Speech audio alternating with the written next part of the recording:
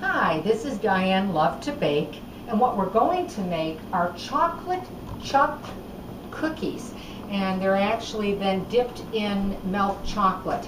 So they are a bit extravagant, but I guess just try to eat them in moderation, of course. But let's get started. In the stand-up mixer, what I'm going to be putting in is 1 cup of shortening. Now, if you don't like shortening and you prefer your recipes with butter or margarine, maybe this recipe isn't the one for you.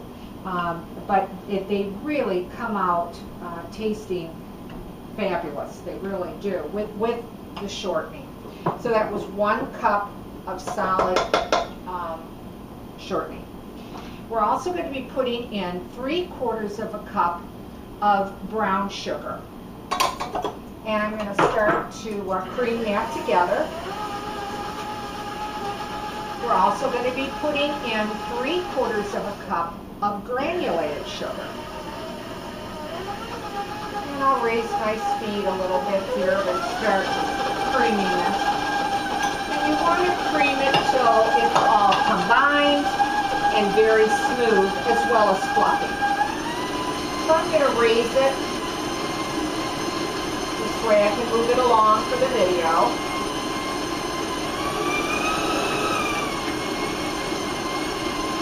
Now once you do that, you're going to need 2 eggs. I'm going to put 1 in at a time, and I have had them at room temperature. And wait till the one gets completely beaten in till you add your second. And I'm going to raise that up a little bit.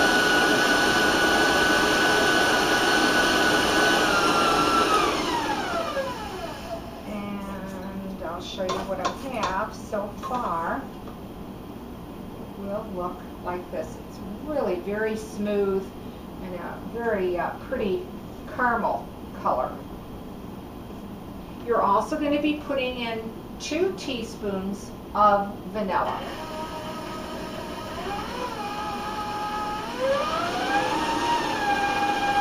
And beat that in.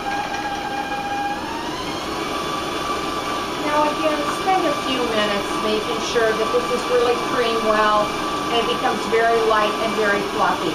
And that might take you maybe 3 minutes or so, depending on your mixer. Or maybe you're using a hand mixer, which might take you a little bit longer. All right, that's looking good. The next thing we're going to do is put in flour. And we're going to put 2 1/4 cups of flour, and I'm just going to do it on, put it on low so that it doesn't go all over. Put a little bit more in, and I'm also going to be putting in 2 teaspoons. I'm sorry, 1 teaspoon of baking soda. So I have a little too much here, so glad I caught that.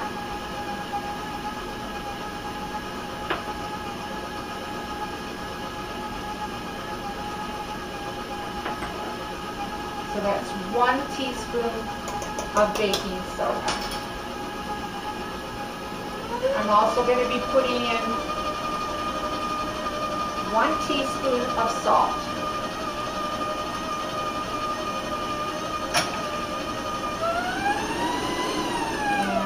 Put the rest of the flour in.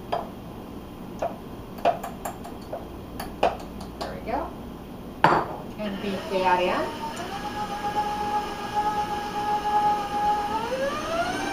And raise the speed up a little bit so it'll form the cookie dough.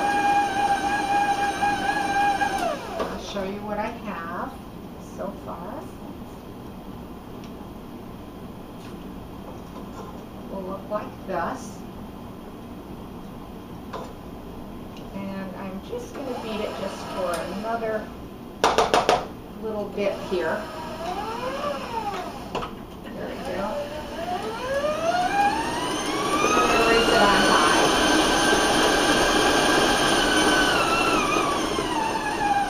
The last thing that we're going to be putting in is chunk chocolate. So what I went ahead And I actually am putting in 1 1/4 pounds. If you think that's a little too much, you can put in about 1 pound. It does sound like a lot, but these cookies come out so fabulous. You'll understand why I put in 1 1/4 pounds of chocolate. And I'm just going to, I cut them up into small little chunks. You don't want them too big, but you don't want them really small either, because you want a person to bite into the cookie and see the chunks of chocolate. All right, put the rest of that in there.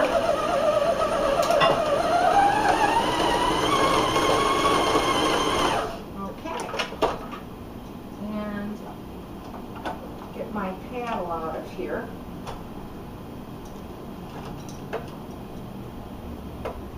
Set that aside for the moment, and I'll be able to show you what the cookie dough looks like. And this is how it will look and turn out. And you can see the beautiful chunks of milk chocolate in there, of the chunk chocolate. Now, what you're going to need is, of course, a cookie sheet or cookie tray, and you're going to need to grease it. And I'm using a medium size cookie scoop. And you can make these cookies as big or as small as you want, of course, but they will spread. So give them, that 2 or 2.5 inches apart, that type of thing.